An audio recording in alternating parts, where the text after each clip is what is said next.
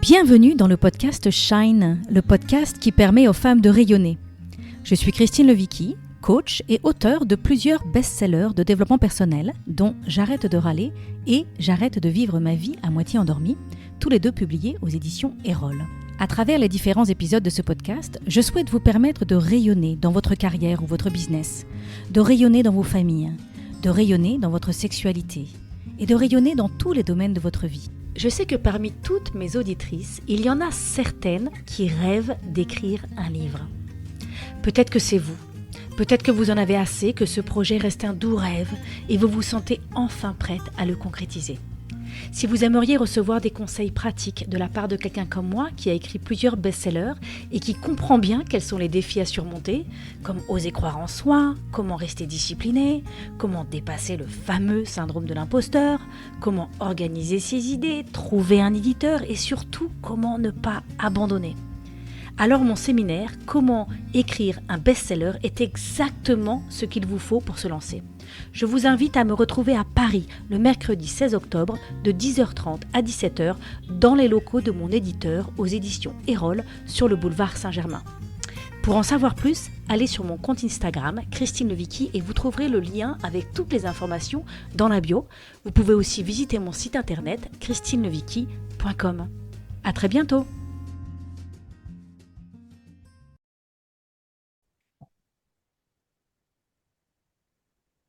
Bienvenue dans cet épisode de notre podcast. Aujourd'hui, nous allons explorer un sujet qui nous concerne toutes, la place des réseaux sociaux dans nos vies.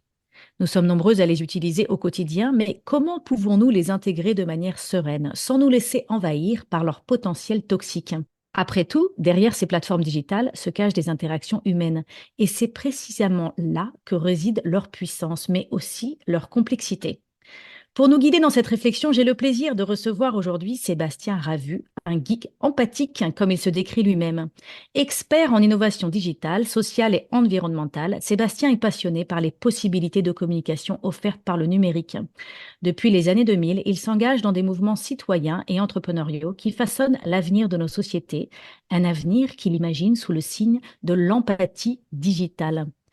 Sébastien est l'auteur du livre Réseaux sociaux, mon amour, qui vient de paraître aux éditions Erol.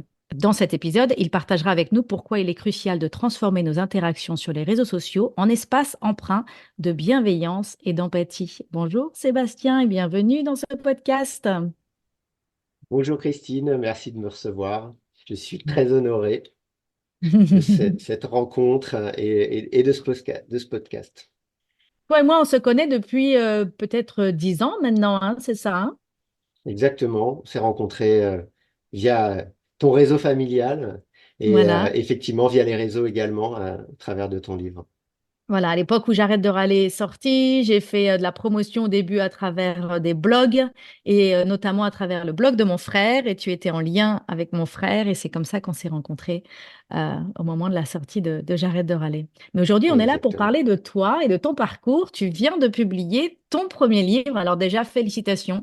Je sais, je me souviens très très bien de l'effet que ça fait la première fois qu'on voit son livre en librairie, qu'on le tient dans la main. Donc, je me réjouis vraiment pour toi et j'ai envie que tu nous parles un petit peu de ton parcours et de qu'est-ce qui t'a motivé à écrire ce livre Réseaux sociaux, mon amour.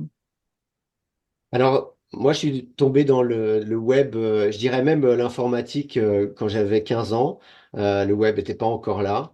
J'ai été passionné par cette relation avec les machines et j'ai été embarqué par des films comme Tron ou War Games qui présentaient ce qu'on appelle des geeks, hein, des gens qui sont fans de technologie mais aussi d'aventure et qui partaient sur les réseaux pour, d'une certaine manière, sauver le monde.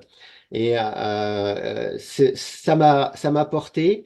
Et quand le web est arrivé vraiment en France en 96, j'ai découvert tout ce qu'on pouvait faire avec. Il y avait une notion d'infini en fait dans le web qui m'a séduite.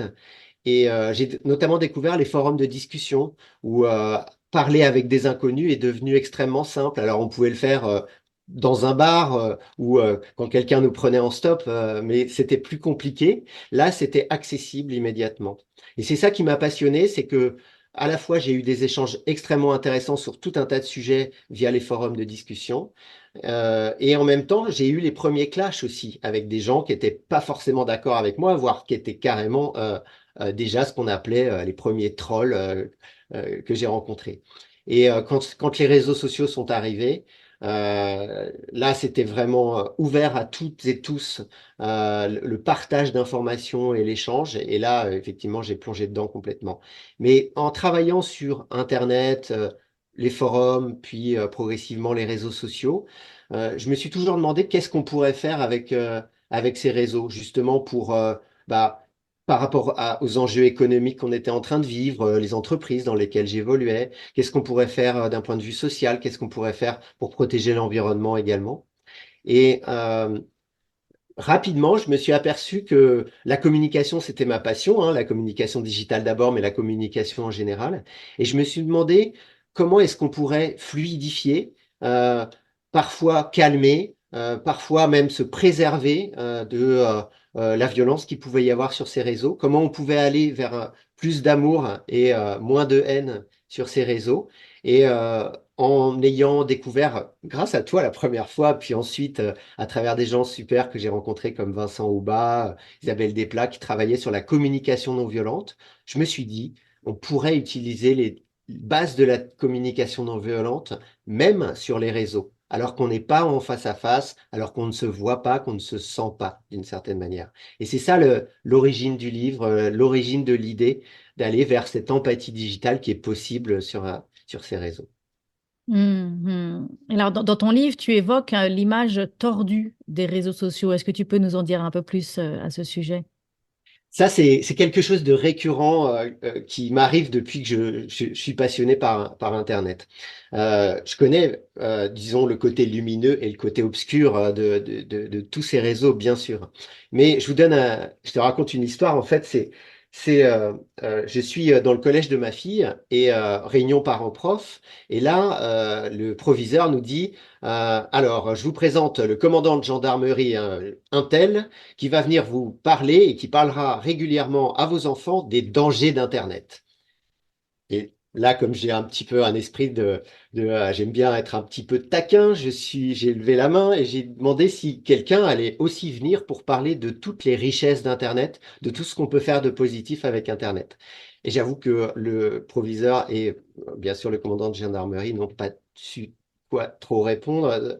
Et en fait, l'idée, c'était dès le départ de montrer que cette image d'Épinal qu'on a aujourd'hui sur Internet, avait hier et qu'on a encore aujourd'hui sur les réseaux sociaux, qui est celle de la haine, de la colère, du harcèlement, voire pire, voire tous les drames qu'on puisse passer aussi avec Internet et les réseaux sociaux, j'en suis parfaitement conscient. Mais on est quand même des milliards aujourd'hui à être sur ces réseaux et à partager de multiples manières des émotions, de l'information, de la culture, de la musique, des rencontres, à se mobiliser ensemble. Et il y a aussi, grâce à ces technologies-là, énormément de choses positives qui se sont passées dans le monde. On le cite souvent, les printemps arabes, la diffusion à mon sens, d'enjeux sociétaux comme MeToo a été possible aussi grâce aux réseaux sociaux. Et en fait, c'est ça que je veux faire partager, c'est que bien sûr, soyons extrêmement vigilants sur tous les dangers, notamment pour les jeunes, de ce qui peut passer par ces réseaux, et notamment des humains qui y traînent. Et soyons aussi conscients de toute la richesse humaine qui existe sur les réseaux sociaux. Mhm. Et puis, j'ai envie de dire, de toutes les façons, aujourd'hui, on peut pas, on peut dire les réseaux sociaux sont mauvais, sont dangereux. On peut pointer du doigt et mettre en lumière tous les problèmes qu'on trouve sur les réseaux sociaux. Et en même temps, aujourd'hui, on ne va pas fonctionner sans. Aujourd'hui, ils font partie, c'est comme être dans la rue. Aujourd'hui, être sur les réseaux, c'est comme être dans la rue. Et donc, comment être dans la rue, pouvoir marcher dans la rue, c'est pratique. Ça nous permet d'aller à des endroits, ça nous permet d'aller rencontrer des gens, ça nous permet de faire des choses. Et aujourd'hui, être sur les réseaux, c'est pareil. Donc, comment être en sécurité? Comment améliorer la qualité de vie, en fait? Comment améliorer notre Exactement. qualité de vie sur les réseaux sociaux? Comment nous permettre d'être en sécurité sur les réseaux sociaux? Comment se servir des réseaux sociaux? Moi personnellement, on enregistre ce podcast. Là, je suis en Californie. Toi, tu es en France. Moi, mes livres n'auraient jamais été connus en France. Je n'aurais jamais pu faire mon travail et vivre ma Mm. mission de vie si je n'avais pas été sur les réseaux sociaux. Et d'ailleurs, mon histoire, l'histoire de J'arrête de râler, c'est une histoire de réseaux sociaux, hein. C'est une petite nana inconnue au bataillon qui a décidé d'arrêter de râler, qui a mis des vidéos sur Internet. Et ce sont les réseaux sociaux qui m'ont ouvert la porte et qui ont permis à ce que des personnes puissent voir mes vidéos et découvrir cette aventure de J'arrête de râler. Effectivement, et d'ailleurs, tu sais que le rêve d'origine des ingénieurs qui ont créé ces plateformes et ces réseaux sociaux, bien sûr, c'était de développer des business qui fonctionnent, hein, on va pas se leurrer, mais c'était aussi de permettre à Christine Lévicki de diffuser de l'information sans intermédiaire. Dans le monde d'avant, tu aurais pu contacter en France des grands médias qui auraient pu éventuellement parler de ton livre. Peut-être que ta maison d'édition aurait pu investir du temps, de l'énergie pour de la communication. Là, en fait, tu t'es passé d'une certaine manière de ces intermédiaires grâce au déploiement de ces réseaux sociaux. Parce que leur idée était justement l'idée d'origine était de donner la parole à finalement à la population mondiale en squeezant un peu les classiques, les médias classiques qui étaient en place et d'une certaine manière installés. Mhm. Le middleman, comme on dit, là, les personnes, les intermédiaires, en fait. Supprimer Exactement. les intermédiaires et nous mettre en lien les uns les autres dans notre humanité. Et ben, ce qui arrive aussi, c'est que du coup, on est en lien les uns les autres dans notre stupidité aussi. Exactement. Et ça, j'en ai parfaitement conscience. Il faut toujours en avoir conscience pour justement, comme tu le disais, vivre mieux sur ces réseaux, en fait. Mhm. Mhm. Donc, sur les réseaux, il y a beaucoup de haine, il y a aussi beaucoup d'amour. Quelles sont tes réflexions là-dessus? Moi, je dirais que je lance un défi, un peu comme toi avec les 21 jours hein, dans J'arrête de râler. En fait, moi, je me suis lancé un défi et je le propose aux auditeurs et aussi aux lecteurs, aux gens qui liront mon livre. C'est de ne cliquer que sur ce qu'on aime vraiment. Et ça, c'est une façon intéressante de réfléchir sur bah, finalement qui on est, qu'est-ce qu'on veut dans la vie, est-ce qu'on se sent aligné en général, et est-ce qu'on a envie aussi d'être aligné avec ce qu'on partage sur les réseaux. Il y a eu une sorte de tendance, je dirais, on a cru un peu que sur les réseaux sociaux, c'était un espace où on pouvait, alors, soit carrément être anonyme, mais soit aussi se créer un personnage, s'inventer une vie. Instagram est un réseau sur lequel il y a pas mal de gens qui se sont un peu inventés une vie parfaite, etc. Mais sur tous les réseaux sociaux, on s'est imaginé un peu potentiellement une vie. Et moi, ce que je propose, justement, pour aller à la fois dans la joie et la sécurité sur ces réseaux, c'est de revenir à ce qu'on est vraiment. Ça veut dire de faire un travail que je suppose, enfin, que toi, tu connais très bien et tes invités parle sans doute souvent de ça, hein, de l'alignement avec qui on est vraiment, essayer d'aller chercher hein, dans la tête, dans le cœur et dans les tripes. Et ce travail-là, il va nous permettre derrière de savoir ce qu'on aime vraiment. Qu'est-ce qu'on veut dire sur ces réseaux finalement? Quel est l'amour? Et encore une fois, moi, je ne suis juge de rien du tout, c'est-à-dire que l'amour de ce que vous voulez, allez le partager sur les réseaux. Si c'est vos engagements politiques, si c'est des engagements dans la cuisine, si c'est des engagements parce que vous adorez les chats, ou si c'est quels que soient les engagements en fait que vous avez, être au clair sur eux et ensuite les partager. Ça va vous permettre effectivement de à la fois partager et en même temps, encore une fois, dans l'idée de ce petit défi, de ne cliquer que ce sur quoi vous aimez. Oh, pardon. Sur ce que vous. Voilà, je vais y arriver. Pardon. Uniquement cliquer sur ce qu'on aime vraiment. Je vais t'aider. Je viens à Merci. ton secours. Moi, Merci, Christine. j'ai remarqué sur les réseaux sociaux aujourd'hui, ils sont souvent utilisés avec une idée d'appartenance. Je vais cliquer sur les contenus qui ressemblent ou qui me permettent d'être en lien avec le clan ou le groupe ou le côté auquel j'ai envie d'appartenir. Donc, en fait, ce qui me vient là tout de suite, c'est le biais cognitif. Oui, On aime avoir raison, notre cerveau aime avoir raison. Donc, par exemple, on développe une pensée sur l'environnement, on développe une pensée politique, on développe une pensée sur la question du genre, on développe une pensée sur l'avortement, on développe bon, quels que soient les sujets d'actualité, on se développe une opinion. D'accord? Et on adore avoir raison. L'être humain adore avoir raison.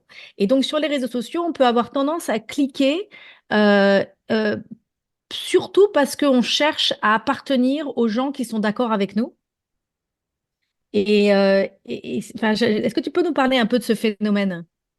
alors, ce phénomène, il est accentué par ce qu'on appelle la bulle informationnelle, qui est générée par l'algorithme. L'algorithme, en gros, c'est des calculs mathématiques hein, qui fonctionnent en permanence pour, à partir de ce que vous affichez, le temps que vous restez sur un post, le clic, le commentaire, etc., etc. Enfin, je crois qu'on connaît bien le concept d'algorithme aujourd'hui. En gros, il va vous sortir des résultats, c'est-à-dire il va vous montrer une partie des contenus qui pourrait vous proposer. Il va les sélectionner en se disant que, un petit peu comme le moteur de recherche Google qui s'imagine ce que vous aimez en fonction des clics que vous avez fait précédemment, il va vous sortir les premiers résultats qui correspondent finalement à ce que vous aimez et qui correspondent à cet environnement, à ce cocon dont tu parles, dans lequel on va progressivement s'enfermer. D'ailleurs, il est très intéressant d'essayer de contrer l'algorithme. J'en parle dans le livre. Comprendre comment fonctionne, par exemple, cet algorithme ou ce réseau social spécifique, pardon, va vous permettre derrière d'essayer de le contrer un peu pour ouvrir un peu, j'allais dire ouvrir vos chakras, c'est-à-dire vous ouvrir à d'autres personnes qui ne sont pas justement dans cette bulle informationnelle. Et donc l'algorithme le fait. Après, ça correspond effectivement à ce qui nous plaît parce on est humain, effectivement. En lisant une information, on va la lire de manière biaisée pour revenir effectivement sur ce en quoi on croit vraiment ou ce qu'on pense, etc. Et je dirais que ça amène à un autre phénomène sur lequel vraiment, qui est, je crois vraiment au cœur de réseaux sociaux, mon amour, il faut se préserver des représentations qu'on peut avoir sur les autres, sur ces réseaux, à partir de un post, un commentaire, voire parfois d'un like. Et ça, c'est extrêmement important. Ça, c'est moi ce que j'ai vécu à de multiples reprises sur les réseaux, c'est me faire une représentation de quelqu'un à partir d'un commentaire qui postait, par exemple, sous l'un de mes posts, et découvrir que je m'étais en partie, voire complètement trompé sur lui ou elle. Et ça a été magique à chaque fois. Et régulièrement, d'ailleurs, en faisant quelque chose qui paraît saugrenu en fait sur les réseaux, en lui disant, ah pardon, je m'étais trompé. Je m'étais trompé sur vous ou alors j'avais mal compris ce que vous avez dit. Et si ça partait par exemple un petit peu en clash, le simple fait de m'excuser sincèrement parce que je m'étais trompé, ça désamorçait toutes les tensions d'un seul coup. Ça, je l'ai vécu, mais avec un nombre incalculable de fois. Et donc voilà, ce biais cognitif, cette bulle informationnelle, on doit l'avoir en tête pour se préserver aussi des jugements qu'on peut porter sur les autres. Si, je raconte juste une histoire rapide, je postais un drame qui avait eu lieu en Méditerranée et puis une ONG qui était venue secourir des migrants qui étaient en mer.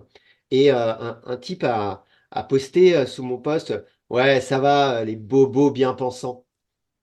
Donc voilà, c'était adressé à moi. Il avait vu peut-être ma tête, cliqué sur mon fil. Donc j'étais dans une catégorie spécifique. J'ai pas réagi forcément violemment, mais j'étais pas très satisfait, très content. Et je me suis mis à discuter avec lui et je me suis aperçu que c'était un travailleur social, cet homme. C'est-à-dire que c'est lui qui s'occupait d'accompagner les familles pour les amener dans des logements, qui s'occupait au long cours de leur réinsertion, etc. Et il trouvait bien facile mon poste en disant, ah là là, il faut aider SOS Méditerranée, etc. Mais il me rappelait finalement à travers le brin de colère qu'il avait mis dans ce message que c'était lui et surtout c'était des familles derrière qui était dans la difficulté et qu'il fallait en avoir conscience. Et la fin de l'échange qu'on a eu, elle était hyper puissante et vraiment, moi, c'est ce genre d'histoire que j'ai encore une fois vécu régulièrement sur les réseaux. Donc, ce que j'entends dans cet exemple-là, c'est de rester dans le dialogue, même si quelqu'un n'est pas d'accord avec nous, ou si quelqu'un semble nous agresser ou semble nous juger, parce que c'est vrai que les réseaux sociaux peuvent vite devenir un espèce de, de champ de mine où on passe notre temps à juger les autres, ou à avoir peur d'être jugé, hein. Moi, ça m'arrive souvent de dire, ah ben, je vais pas mettre un commentaire parce que j'ai pas envie de me prendre un scud. Derrière, j'ai pas envie de gérer ou parfois aussi j'hésite à donner mon avis sur des choses parce que j'ai peur de me prendre des scuds dans la figure en retour. J'ai pas envie, j'ai pas l'énergie, j'ai pas le temps. Euh, Toi, ce que tu as l'air de dire, c'est qu'en fait, on peut même quand il y a une apparence de désaccord, il y a une opportunité d'être en lien, peut-être pas tout le temps, mais il peut y avoir une opportunité d'être en lien et d'apprendre à se connaître et d'apprendre à aller vers l'autre, même si on a un différent avec lui, c'est ça? Exactement. Tu vois, dans une discussion en face à face, combien de discussions seraient sauvées si de temps en temps on disait, Attends, est-ce que tu peux m'expliquer ce que tu viens de dire? J'ai pas bien compris ce que tu voulais me dire.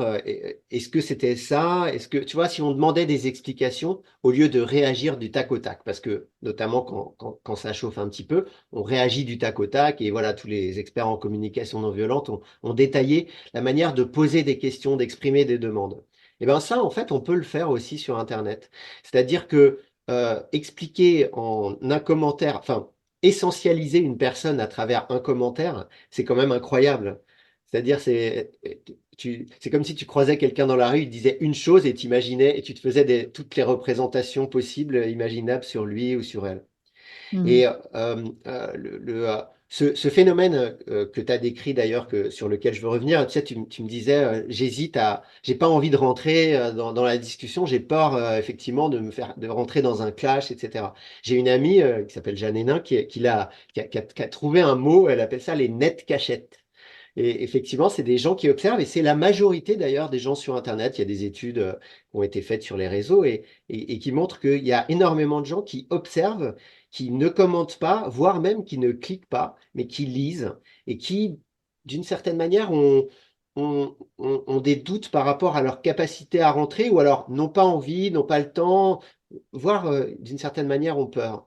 Et je crois que ce que je cherche aussi à travers ce livre, c'est pas à ce que tout le monde vienne sur les réseaux sociaux, que les gens qui n'aient pas envie, ne sont pas sur les réseaux, qui n'ont pas envie d'y aller, viennent. C'est pas ça l'idée, mais c'est simplement de se dire, en fait, si tu es au clair sur ce que tu es, sur ce que tu veux, sur ce que tu as envie de partager, si tu le testes aussi, tu peux y aller avec un peu plus, voilà, un peu plus de confiance et un peu plus de sécurité.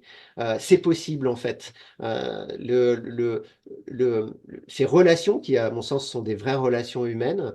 euh, euh, Puisqu'on like, puisqu'on commente, puisqu'on échange, puisqu'on discute. Social, ça veut dire effectivement l'existence de relations entre les humains et d'échanges et d'interactions entre les humains. Donc, je pense qu'il est possible effectivement de rentrer dans ces discussions. Et moi, j'inviterais même des femmes comme toi, des hommes, quels qu'ils soient, qui hésitent à y aller. Parce que avec ce qui est en train de se passer, on va aller effectivement sur la haine, la vraie, hein, d'une certaine manière, la vraie violence. C'est aussi un sujet qui m'intéresse, m'inquiète, mais en même temps qui me passionne. Euh, euh, on ne peut pas laisser sur ces réseaux les porteurs de haine, ceux qui l'ont même structuré, hein. Je ne parle pas simplement d'une personne qui réagit en s'agaçant, en s'énervant, en se mettant en colère, mais à ceux qui structurent et qui organisent la haine, on peut pas les laisser faire, on peut pas les laisser sur ces réseaux. Moi, j'ai envie qu'on fasse, qu'on continue, parce que c'est comme ça que c'est né, sur ces réseaux, à partager de l'amour, et de l'amour, de l'échange, de la controverse, parfois des tensions, mais en tout cas, pas du jugement personnel. On peut juger d'une certaine manière ou affronter des idées d'une certaine manière, mais que êtres humains, on se respecte. Et ça, c'est vraiment un de mes rêves. Bon, en général sur les réseaux, dans mon métier de communicant, c'est également le cas. Mais si ce livre il pouvait contribuer à ce qu'on soit nombreux, parfois même à aller aider quelqu'un qui est en train de se faire attaquer, un peu comme on peut aider quelqu'un dans la rue qui est en train de se faire agresser, eh ben, ouais, je pense que là, j'aurais amené une petite pierre à l'édifice. Hmm. Ce qui me vient, c'est qu'on a tendance à penser que les réseaux sociaux, ce sont des relations virtuelles. Et donc, on a tendance à se dire, ah bah, c'est virtuel, donc ça compte pas, ça n'existe pas, c'est pas réel, c'est pas vrai. Or, aujourd'hui, on est nombreux à passer plus de temps à lire du contenu ou à être dans du social sur les réseaux qu'avec les gens autour de nous, malheureusement. Mm. On passe un temps fou sur ce terrain, en fait, qui est le terrain virtuel, pour pour aller à la rencontre de ce que disent les autres ou de ce que montrent les autres. Et on est... Donc, c'est vraiment un vrai terrain pour notre humanité. C'est un vrai espace pour notre humanité. Et c'est ça que tu viens nous dire. Tu viens nous dire, ces réseaux sociaux et ces relations virtuelles, ce sont des relations humaines qui viennent vraiment, le mot qui me vient en anglais, c'est shaped, qui vient donner forme, qui vient donner vie à comment on entre en relation et comment on vit ensemble sur cette terre. Aujourd'hui, une grande partie de notre vivre ensemble se passe sur les réseaux. Et donc, en effet, il est temps de se questionner et de s'interroger sur quel genre de relation nous formons et comment est-ce que nous montrons dans le monde. Et c'est vrai que moi, je suis quelqu'un j'ai toujours été une extravertie, j'ai toujours été quelqu'un qui dans ma vie, autour de mes amis, on m'entend en général. Et je remarque que sur les réseaux, je suis plus timide. Alors, je suis quand même présente, hein, je suis quand même très présente sur les réseaux, mais je me, je crois que je peux dire que j'occupe pas pleinement le terrain sur les réseaux par rapport à ce que je pourrais y dire ou ce que je pourrais y faire et ce que je pourrais y montrer. Et en grande raison parce que je me sens pas en sécurité, je pense.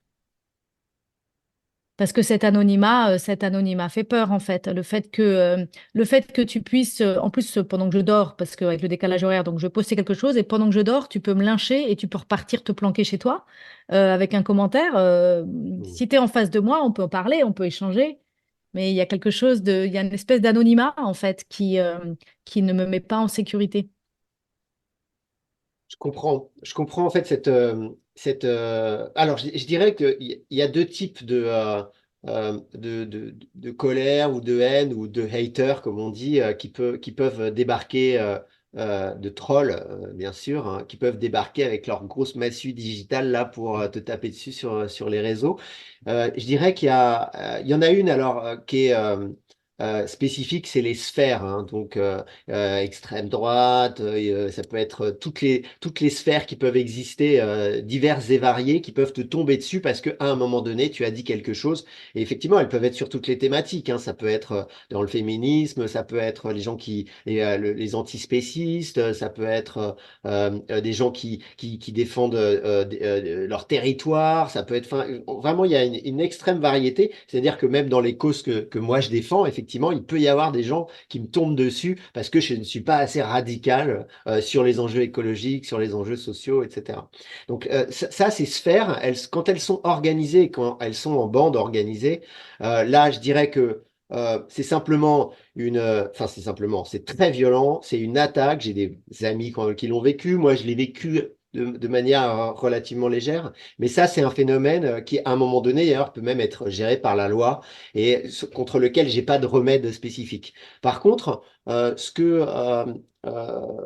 je propose en fait dans le livre, c'est de voir qu'est-ce qui se passe en fait à l'intérieur quand on est comme ça attaqué. Alors par une bande, c'est très dur. Par une personne, ça peut être dur aussi. Parce que le vrai troll, donc là c'est la deuxième partie, c'est une personne qui passe et simplement qui s'énerve contre toi. Euh, euh, D'abord, le vrai, le bon, le champion des trolls, il t'a touché quelque part. Et ce point-là est extrêmement sensible chez toi. Donc il est habile, en fait. Parce que si ça ne te touche pas, si ce qui te dit, toi, bah, par exemple, je te donnais l'exemple du bobo, bobo bien pensant, etc. Ça m'a touché d'une certaine manière. Tu vois, à un moment donné, bah oui, ça m'a mis dans ma position sociale, ça m'a mis aussi dans mes engagements, ça me pose question. Mais il peut y en avoir d'encore plus habiles qui, en allant regarder ton fil, en regardant tes différents posts, etc., peuvent aller toucher à un point extrêmement sensible. Et là, enfin, je vais rester un petit peu sur la colère, mais je raconterai après une histoire de troll parce que je pense que c'est des messagers d'une certaine manière. Le méchant et le gentil troll, c'est des messagers. C'est-à-dire que il vient te toucher quelque part de sensible et je trouve que l'invitation qu'on pourrait avoir à ce moment-là, c'est de se dire, ah mais pourquoi ça me touche autant? Pourquoi ce qu'il vient de partager me touche autant? Si c'est encore une fois juste une insulte de base ou quelque chose de pas très intéressant, ça ne nous touche pas vraiment. Mais par contre, si c'est quelque chose, s'il a visé juste, là, je pense que c'est intéressant d'aller regarder l'endroit en question. Et moi, je l'ai fait à plusieurs reprises aussi. Et je vais raconter justement une histoire où le phénomène s'est un peu inversé. C'est devenu un gentil troll. En fait, quand on travaillait sur la campagne de financement participatif, moi j'animais la campagne de financement du film Demain, on avait que de l'amour. Alors c'est là aussi où est né le livre, hein. C'est-à-dire que moi j'étais submergé par l'amour qui n'était pas dirigé spécifiquement vers moi, mais plutôt vers Mélanie Laurent et Cyril Dion pour le film fantastique qu'ils étaient en train de créer. Et moi, je gérais tout ça, on lisait tous les commentaires avec une équipe, c'était vraiment génial et on était embarqués, il y avait une bonne énergie sur mes causes hein, sociales et environnementales qui ressortaient. Et là débarque un troll qui nous dit à la troisième minute du teaser du film Demain, il y a une personne qui n'est pas du tout cohérente avec ce que vous défendez, ni Pierre Rabhi, ni Cyril Dion. Ce personnage qui était en l'occurrence un élu qui avait un petit peu aidé le projet au départ. euh, En fait, il est pas du tout écolo. Il est en train de construire une autoroute autour de la Réunion. Enfin, il commençait à s'énerver sur ce sujet-là en nous disant, je vous intime l'ordre, d'une certaine manière, il nous disait ça, de retirer cette personne du teaser du film. Et on a commencé par s'agacer. On se dit, mais qu'est-ce qui vient nous ennuyer, celui-là, alors qu'on est en plein dans une grande campagne hein, de bouleversement, tout est en train de se construire, on n'a pas le temps de gérer des gens comme ça. Et en fait, rapidement, on s'est aperçu qu'il avait raison. C'est-à-dire que le personnage en question, c'était un personnage qui semblait engagé sur des enjeux écologiques, mais qui était d'une certaine manière sulfureux. Moi, j'ai commencé à parler avec je l'ai pris en direct, ce troll, on s'est mis à discuter et il était toujours aussi énervé, mais je sentais qu'il était bien structuré, je l'ai partagé avec l'équipe. Et progressivement, euh, on s'est dit vraiment qu'il fallait supprimer cette personne du teaser. Et Cyril est allé sur les réseaux sociaux remercier le troll en question pour finalement à la fois son acharnement, l'énergie qu'il nous avait pris, mais en même temps le service qu'il nous avait rendu. Et moi, j'ai gardé de cette histoire, puisque c'est vraiment devenu un ami, mais un vrai, en fait, ce troll. J'ai gardé de cette histoire l'idée que ça deviendra pas toujours des amis, mais pourquoi pas ces gens avec lesquels on peut avoir des différences sur les réseaux, mais qu'en fait, peut-être qu'encore une fois, ils ont quelque chose de précieux à m'apporter. Mhm. Oui, je pense que effectivement, si je suis personnellement touchée, si ça me touche particulièrement, c'est qu'il y a une part de vérité dans ce que la personne me dit. En même temps, comme tu le dis, t'as pas le temps, t'as autre chose à faire, on vit tellement des vies à 300 à l'heure qu'on n'aime pas être arrêté dans nos élans et devoir s'occuper notamment de quelque chose qu'on n'a peut-être pas envie de voir en nous ou chez nous, ou qu'on n'a peut-être pas envie de voir sur une manière dont on travaille qui pourrait être améliorée. Donc c'est vrai que ça va nous déranger. Il y a aussi des trolls qui, eux, font des commentaires qui peuvent être très agressifs ou très jugeants ou très sur l'apparence physique, par exemple, ou des choses comme ça Mm. qui peuvent blesser, qui peuvent faire mal et on n'a pas envie de se prendre la tête avec ça. Complètement. Alors, moi, je suis à la fois, encore une fois, fan des échanges qu'il y a sur ces réseaux et en même temps parfois complètement estomaqué par les embrouilles qu'il peut y avoir. Il y a une Instagrammeuse qui s'appelle Lena Situation qui a généré un vent, des tempêtes de colère parce qu'elle avait changé sa coupe de cheveux. Donc, il y a des Mhm. choses qui sont complètement incroyables qui se déroulent sur ces réseaux. Et effectivement, la colère, elle a quitté les réseaux pendant un moment. Donc ça, en fait, encore une fois, j'en ai parfaitement conscience. Après, quelque chose de moins violent, mais qui m'a fait, moi, sourire d'une certaine manière, parce que c'est mon sujet de travail, mon sujet de recherche d'une certaine manière, mais ma sœur me partage un post où une jeune femme explique qu'on peut faire de la mousse au chocolat avec juste une tablette de chocolat noir et de l'eau et un blender. Voilà. On Mhm. met tout dans le blender, on peut faire de la mousse au chocolat, elle montre le résultat, etc. Eh ben, il y a des gens qui ont réussi à s'embrouiller autour de ce sujet-là.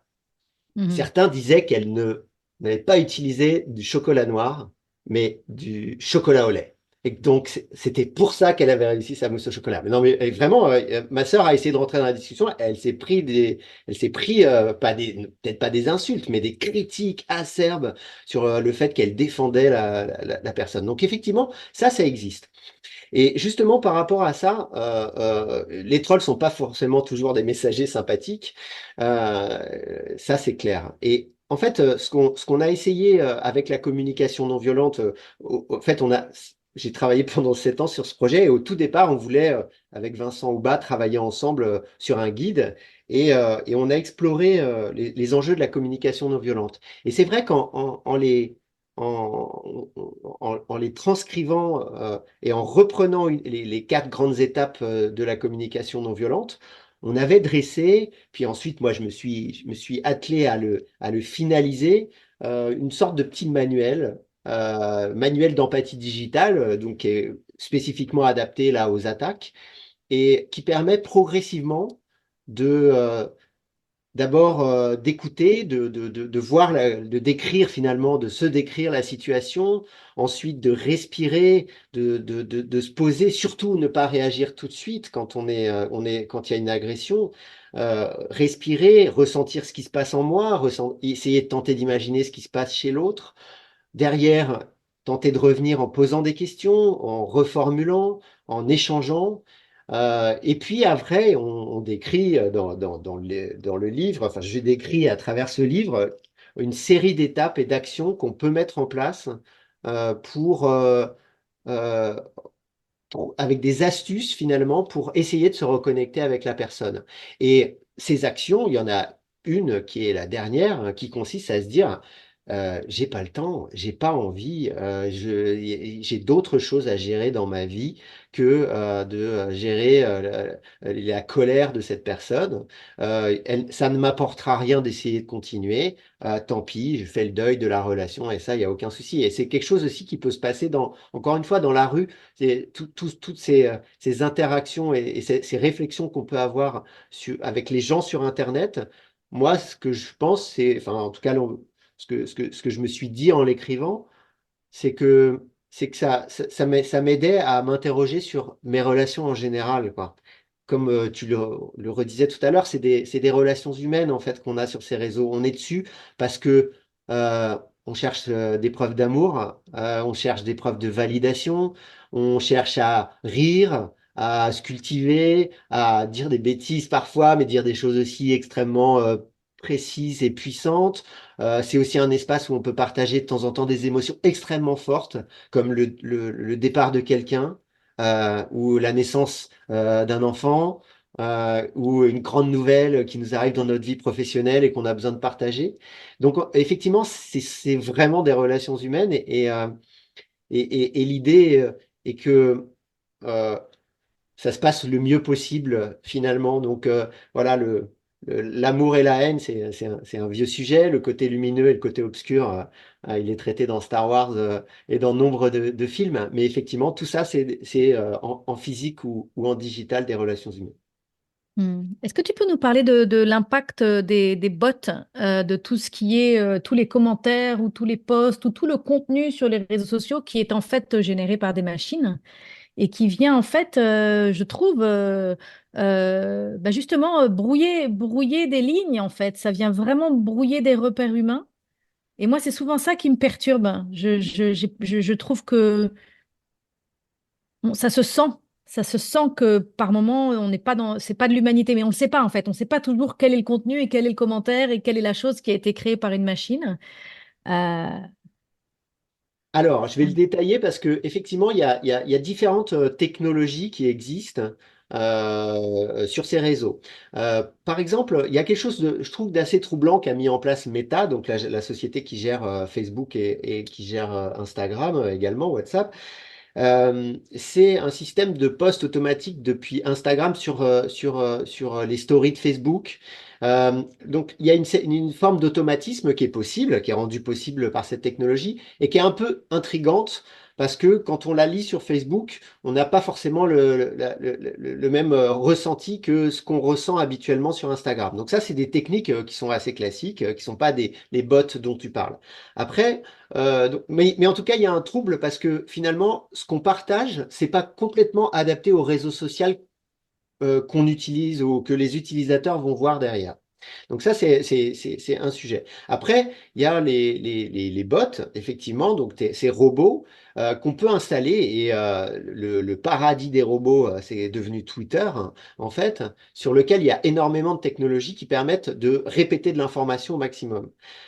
Il se trouve que, en fait, quand Twitter s'est vraiment déployé, et Twitter qui était un outil extrêmement intéressant de partage d'informations, de curation d'informations, c'est pour ça que c'était beaucoup utilisé par les journalistes. Ben, quand ça s'est déployé, au bout d'un moment, la politique a pris le pas un petit peu finalement sur toute cette diversité des informations. Et il y a beaucoup de community managers qui se sont mis à travailler sur Twitter et en masse. Et pareil, effectivement, sur d'autres réseaux sociaux, mais Twitter est quand même l'emblème de ça.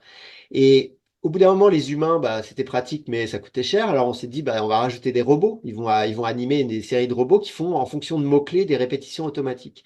Et ça, c'est effectivement une technologie qui a, je pense, dénaturé et je dirais aujourd'hui même complètement pourri ce réseau Twitter.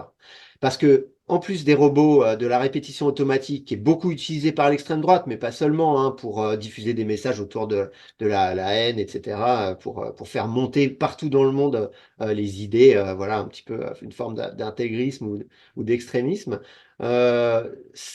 Se sont rajoutés à ça des haters en bande organisée. On parlait des sphères, hein, tout à l'heure, qui sont très actives sur Twitter.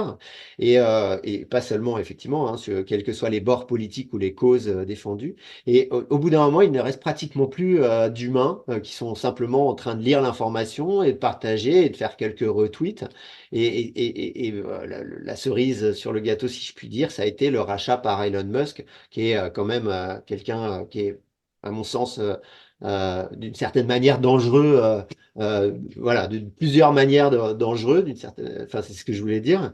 Et, euh, et là, c'est un peu open bar pour toute la haine et la violence sur ce réseau. Mais effectivement, ça existe aussi sur d'autres réseaux.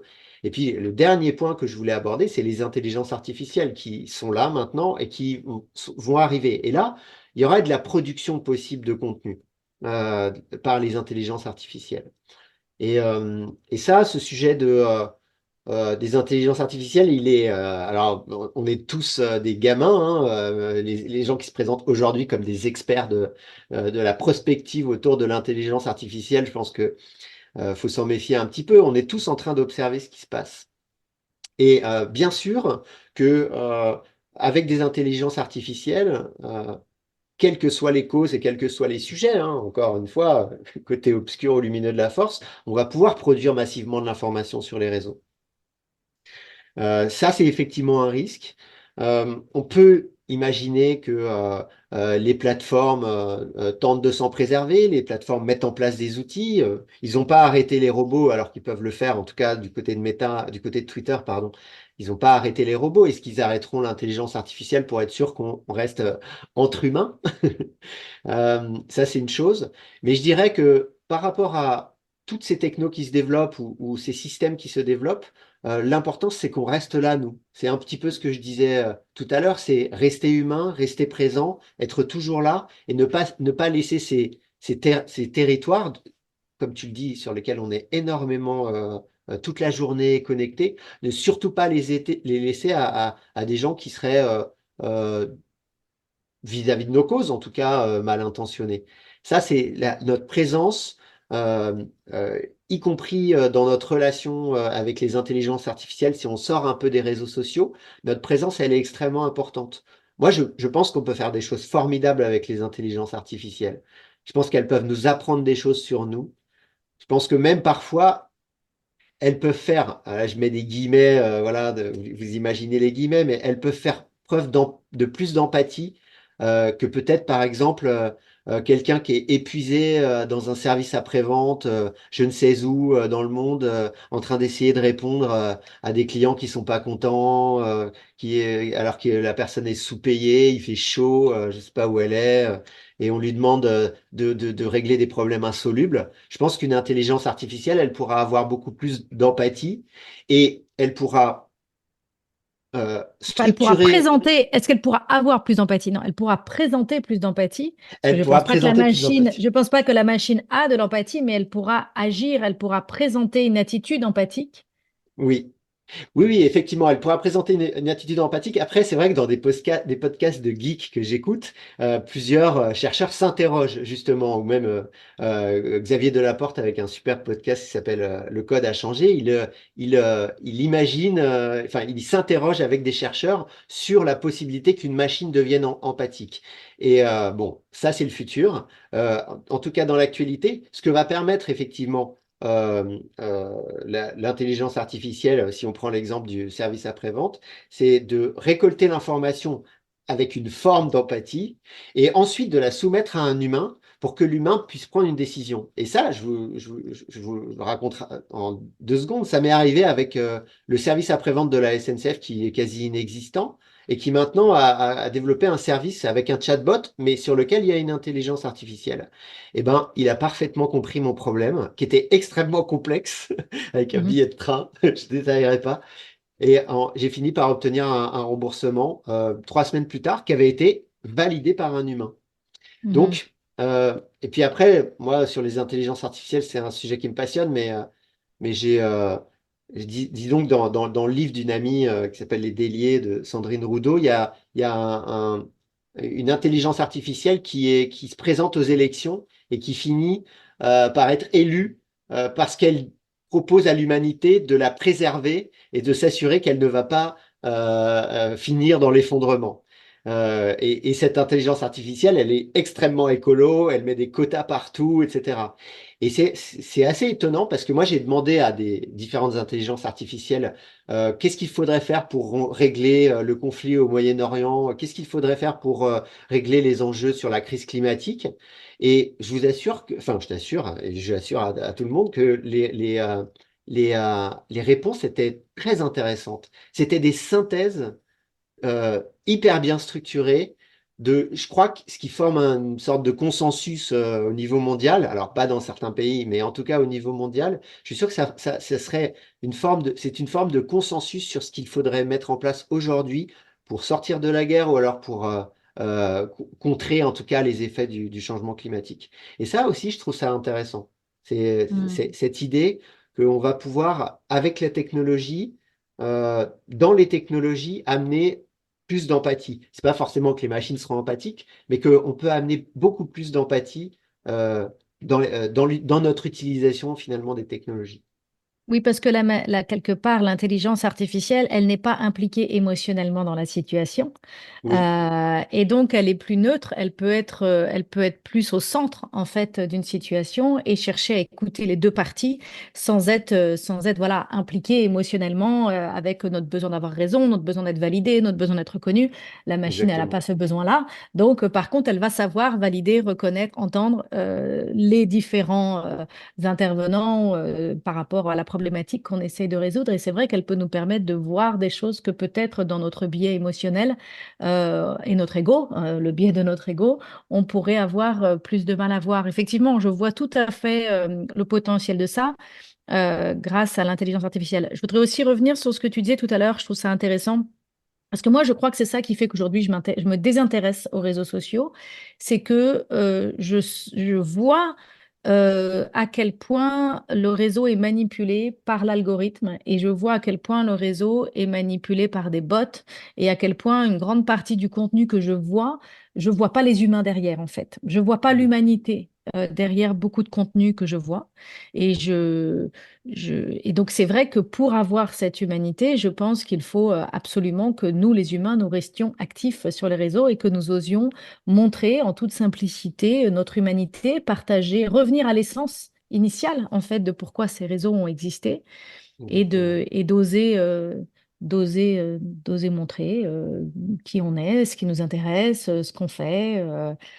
Dans notre authenticité. Donc ça, c'est vrai que ça m'inspire, hein. Ça me donne envie, en tout cas, d'essayer de participer et d'occuper et de faire partie de cette humanité sur les réseaux sociaux.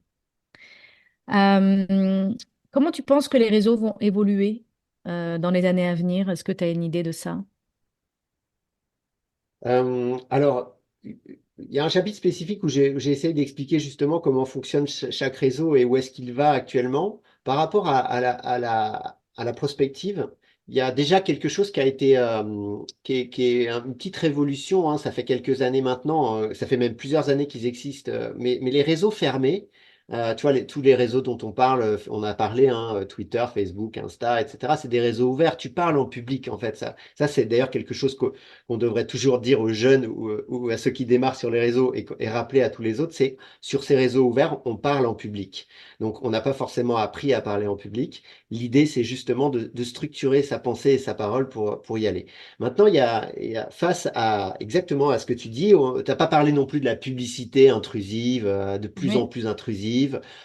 Sur YouTube, c'est insupportable. Maintenant, c'est 15-20 secondes de publicité qui reviennent en plus comme comme les pubs à la télé, quand c'est arrivé, ça nous a saoulés. Bah là, effectivement, les pubs au milieu des vidéos de YouTube, c'est quand même scandaleux.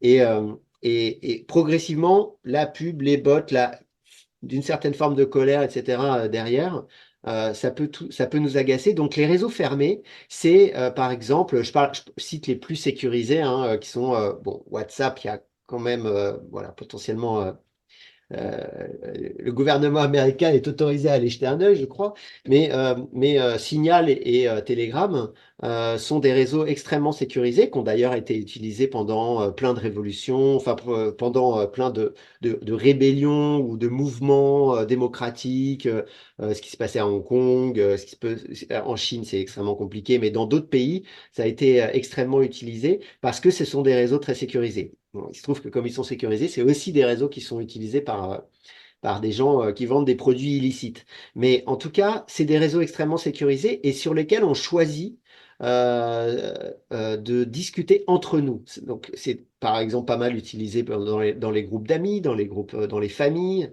dans les associations qui montent des actions, qui travaillent, qui échangent sur leurs projets. C'est utilisé dans les entreprises, les petites entreprises pour faire des petits groupes internes, etc. Et ça, c'est sans publicité. Alors, ne me demandez, enfin, si vous, je m'explique simplement le fait qu'il n'y ait pas de publicité par l'idée qu'il y a tellement d'utilisateurs de tous ces réseaux, notamment WhatsApp, que j'imagine que les investisseurs disent, bah, continuez à payer les serveurs parce que il y a du monde, on saura bien en faire quelque chose un jour, mais sachez qu'ils n'ont pas de modèle économique pour l'instant, hein. WhatsApp, à part quelques services aux professionnels qui sont extrêmement légers, Telegram, Signal fonctionne sur la base du don pour certains. Mais donc, il y a pas de publicité et on est entre nous, au sein du groupe personnel ou professionnel qu'on s'est créé. Et ça, je trouve ça vraiment très intéressant parce que Et on ça, retrouve notre contenu n'est pas lu exactement. par des algorithmes ou par des machines. Merci de le préciser, c'est ce que je dis. J'ai pas précisé tout à l'heure, je disais sécurisé, c'est-à-dire crypté. Toute l'information est cryptée, donc on ne peut pas, même les concepteurs, normalement, en tout cas les concepteurs, ne peuvent pas accéder à l'information que vous diffusez sur ces réseaux. Donc ça, c'est effectivement précieux. c'est des espaces de liberté qui restent encore sur ces réseaux. Donc, je pense que ces réseaux fermés vont continuer. Il va y en avoir un certain nombre qui vont se développer peut-être avec différents formats. Mais je pense que créer des espaces où on est voilà, en sécurité, c'est quelque chose qui va continuer à se déployer. Et notamment parce que voilà, il n'y a pas que des démocraties dans le monde et on aura toujours besoin d'espaces où on peut parler librement, en toute liberté. Ensuite, je dirais, moi je fais de la pub pour un réseau social que je viens de découvrir, que je trouve extrêmement prometteur. Ça ne veut pas dire qu'il va fonctionner, hein. Créer un nouveau réseau social, c'est vraiment un défi incroyable. Mais il s'appelle Repub Like, donc Like. Et c'est des Français qui ont lancé ça. Il est international et c'est un réseau qui s'inspire bah, justement, qui a une vraie idée démocratique. L'idée, c'est qu'on puisse vraiment parler de tout. Il y a des choses dont on peut plus parler aujourd'hui sur Facebook, hein, sur lesquelles on est censuré. Alors parfois, moi, je considère que c'est pour des bonnes raisons, mais en tout cas, il y a l'idée de pouvoir parler de tout sur Republic. Simplement, il y a un truc qu'on appelait au début du web, moi j'appelle ça comme ça, mais une netiquette, c'est-à-dire une Mhm. façon des règles communes qui sont euh, assez strictes et surtout qui sont géré de manière collaborative. C'est-à-dire qu'on peut signaler un contenu et c'est pas les community managers, je ne sais où, de Facebook ou autres, qui gèrent, qui signalent les posts c'est vraiment des utilisateurs qui se groupent pour signaler un post et ensuite il y a une sorte de vote qui est fait avec des membres de la communauté un peu au hasard pour voir si le post correspond à justement voilà, cette règle commune au sein du système. Et il y a aussi un système de rémunération de rémunération des postes alors c'est avec une crypto-monnaie, mais tout cela est bien contrôlé, bien structuré, et il y a l'idée d'une libre parole qui soit gérée de manière collaborative et même rémunérée. Et ça, je trouve ça intéressant. Se dire que finalement, les contenus qui apporteraient vraiment, eh ben moi, en tant qu'utilisateur du réseau, je pourrais pas seulement les récompenser avec un like, mais avec cette monnaie qui a été créée spécialement pour ce Mhm. réseau. Ça aussi, je trouve ça très intéressant. Parce que pour l'instant, sur Facebook et ailleurs, etc., les seuls qui gagnent de l'argent avec ça, c'est les plateformes elles-mêmes qui utilisent nos données personnelles toute la journée pour nous envoyer des informations et tout ce qu'on fait, notamment j'alerte sur un truc, tous les tests de personnalité qui existent sur Facebook notamment, mais partout ailleurs sur les réseaux, ils visent à vous faire rentrer dans des bases de données pour vous envoyer notamment pendant les élections des informations précises. Parce que être Spider-Man, c'est pas pareil que être Hulk, que être Iron Man, parce il y a des représentations derrière. Voilà, je prends l'exemple de ça. Mais donc voilà, faites attention à vos données personnelles, elles sont précieuses. Facebook nous a même proposé d'arrêter d'avoir de la pub pour 15 euros par mois récemment. Donc ça veut dire que vos données personnelles valent 15 euros par mois Mhm. sur Facebook. Donc Mhm. voilà, et puis encore une fois, moi je mets juste un énorme point d'interrogation sur l'entrée des IA, parce que on pourra se retrouver, c'est sûr, à discuter avec quelqu'un et s'apercevoir que finalement c'était une intelligence artificielle, parce que la puissance de calcul, d'analyse de ces intelligences artificielles diverses et variées, hein, il n'y en a pas qu'une, hein, c'est pas l'intelligence artificielle, mais elles sont extrêmement variées, va faire qu'on va à un moment donné se retrouver. Alors, sur un SAV, un service après-vente, ça pourrait être intéressant. Quand on sera sur les réseaux, on risque de se retrouver peut-être parfois dans la situation du film Her, dans lequel Oui, le personnage tombe amoureux de son système d'exploitation. Donc, voilà. c'est enfin, la machine qui fait tourner son ordinateur et toute sa domotique. Oui, en effet, en effet, en effet. Sébastien, on arrive à la fin de cet épisode. Est-ce qu'il y a un mot de la fin, quelque chose que tu souhaiterais nous transmettre, nous recommander pour permettre cette empathie digitale, pour nous permettre de nous sentir plus sereines, plus dans notre puissance et notre brillance sur les réseaux sociaux, dans notre humanité? Quel serait le mot de la fin pour toi? Ce que je dirais, c'est que moi, ça serait peut-être un message je vais dire un message un peu spécifique, mais c'est un message pour les parents, peut-être, ou pour des gens qui ont des proches qui sont addicts aux réseaux sociaux. Ça peut aller jusqu'aux jeux vidéo, etc. C'est qu'en fait, euh, euh, les gens qui tombent un peu dans ce côté obscur de l'addiction au réseau, aux jeux ou autres, si on vient les voir en leur disant que c'est dangereux, que ça ne sert à rien, qu'on perd son temps, qu'on qu'on est en train de s'abrutir finalement sur ces plateformes, bah d'abord, on est en contradiction avec l'ensemble de l'humanité, c'est-à-dire qui est connecté, et y compris d'ailleurs ses parents qui bien souvent sont sur LinkedIn en train de gérer leurs mails, de gérer toutes les interfaces sociales que leur propose leur smartphone et que proposent ces plateformes. Donc on est dans une forme de contradiction, et je pense que on met dans la tête de ces jeunes ou de ces personnes addictes euh, euh, l'idée que il n'y aurait que finalement qu'on serait pas au bon endroit, qu'elle serait pas au bon endroit, qu'elle serait nulle. C'est un peu comme quand on va voir un fumeur et qu'on lui dit mais tu devrais arrêter de fumer, tu te rends pas compte, bien sûr que c'est dangereux, pourquoi tu fais ça, ça sert à rien, ça coûte de l'argent, etc. Ça fonctionne pas du tout. Alors que comme l'a dit Alan Kerr dans son livre, l'idée c'est le plaisir qui est à mettre au centre quand par exemple on veut arrêter de fumer. C'est le plaisir d'arrêter de fumer, il est bien plus fort que la tristesse d'avoir arrêté de fumer. Et je dirais qu'il faut aller voir ces jeunes ou ces proches en leur disant, mais qu'est-ce que tu fais d'intéressant avec ces réseaux? Qu'est-ce que tu fais d'intéressant dans ces jeux? Montre-moi. Est-ce qu'on peut en discuter? Et à partir de là, le dialogue peut s'instaurer. Et derrière, on peut discuter avec eux et quand est-ce que tu as l'impression que tu vas trop loin?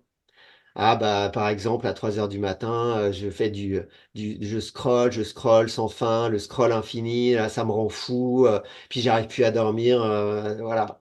Ah ok. Et qu'est-ce que tu pourrais faire pour ça? Et puis dans un jeu, quand est-ce que tu sens qu'il commence à devenir un peu toxique? Ah bah par exemple quand je joue en réseau avec des gens qui sont pas sympas, ils sont méchants, ils m'insultent, etc. Parce que je suis pas meilleur qu'eux, je suis pas aussi bon qu'eux, etc. Ah ouais ok. Ou alors, quand finalement je me mets dans un jeu vidéo à arrêter de regarder le paysage et toute la diversité, la beauté, enfin la dimension incroyable des univers que me proposent ces jeux, et la seule chose qui m'intéresse, c'est de tuer le boss. Régulièrement, il y a Mhm. un boss dans un jeu vidéo. Et ben voilà, peut-être que là, je suis rentré dans l'addiction, je suis sorti du plaisir. Et Mhm. voilà, moi, ce que je dirais, c'est peut-être en conclusion, c'est l'idée de cette empathie digitale, c'est peut-être aussi de retrouver le plaisir ou de trouver le plaisir qu'on peut avoir en utilisant ces réseaux, ces interactions humaines, et en étant toujours vigilant de rester dans ce plaisir-là. Effectivement, on dit que la haine, c'est l'absence d'amour. Bah voilà, rester dans l'amour, rester dans le plaisir, et ça permettra effectivement, en tout cas au maximum, d'éviter les écueils que nous proposent ces technologies. J'adore ce mot de la fin, Sébastien, c'est vraiment puissant. Je suis une grande proponente du plaisir. Je crois que le plaisir est un vrai guide dans notre vie. Et je dis aussi souvent qu'un coupable n'a jamais envie de coopérer. Donc, quand on pointe du doigt les coupables et qu'on leur dit t'es trop nul, t'es trop con, enfin, toute la culpabilité n'est pas motrice de changement, n'est pas motrice de transformation, tandis que le plaisir est un grand moteur de transformation. Donc, merci beaucoup d'avoir conclu cet épisode avec ce thème-là qui est tout à fait aligné avec tous les autres épisodes que je propose dans ce programme. Donc, merci beaucoup à Sébastien d'être venu au micro du podcast Shine, le podcast qui permet aux femmes de rayonner. Merci beaucoup encore pour cette invitation. Je suis encore une fois super honoré, super heureux, et c'est tellement cohérent avec ce premier livre que j'ai lu il y a longtemps. Merci Sébastien, à bientôt. À bientôt. Il va sans dire que je vous invite vivement à vous procurer le livre de Sébastien Aravu, Réseaux sociaux, mon amour, qui vient de paraître aux éditions Erol. Vous pouvez aussi retrouver Sébastien sur Instagram, @SebRavu, SebRavut. Et le trouver aussi sur Internet, sur son site Internet professionnel, broster.fr, www.broster.fr. Profitez bien et à bientôt. Si tu aimes ce podcast et que tu veux m'encourager à continuer, je t'invite à mettre 5 étoiles à partir de ton téléphone sur Apple Podcast ou sur ta plateforme préférée. Tu peux aussi partager l'épisode que tu viens d'écouter avec ton entourage si tu penses que cela pourrait les intéresser. Et si tu as envie d'aller plus loin, je t'invite à t'inscrire à la newsletter Shine sur mon site christinelevicky.com/inscription. Tu pourras recevoir mes meilleurs conseils pour prendre le pouvoir sur ta vie et rayonner. En attendant, je te dis à bientôt pour un nouvel épisode.